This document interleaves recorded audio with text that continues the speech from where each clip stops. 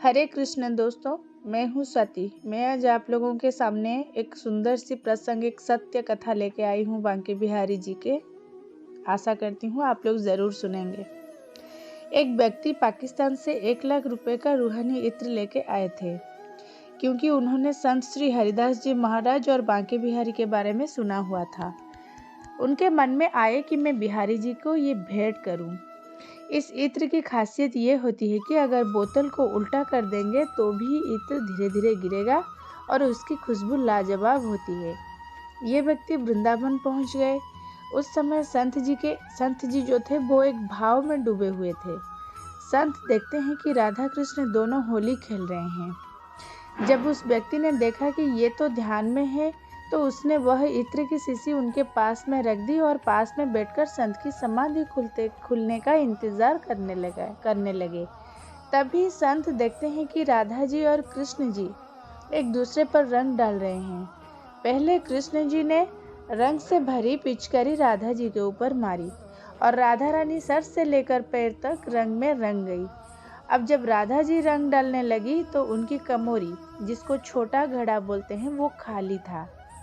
संत को लगा कि राधा जी तो रंग डाल ही नहीं पा रही है, क्योंकि उनका रंग खत्म हो गया है। तभी संत ने तुरंत वह इत्र की शीशी खोली और राधा जी के कमोरी में डाल दी और तुरंत राधा जी ने कृष्ण जी के ऊपर रंग डाल दिया।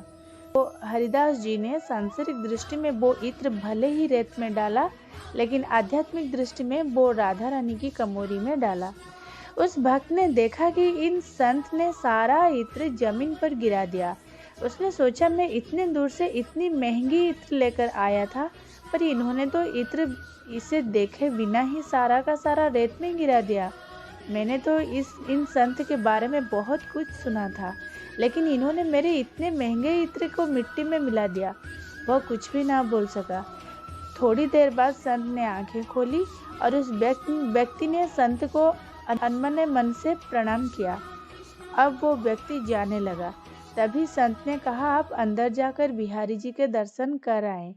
उस व्यक्ति ने सोचा कि अब दर्शन करने से क्या फायदा। इन संत के बारे में जितना सुना था सब उसका उल्टा ही पाया है। फिर भी चलो, चलते समय दर्शन कर लेता हूँ, क्या पता अब कभी आना हो या फिर ना हो। ऐसा सोचकर यह व्यक्ति बांके बिहारी के मंदिर में अंदर गया तो क्या देखता है कि सारे मंदिर में वही इत्र महक रहा है।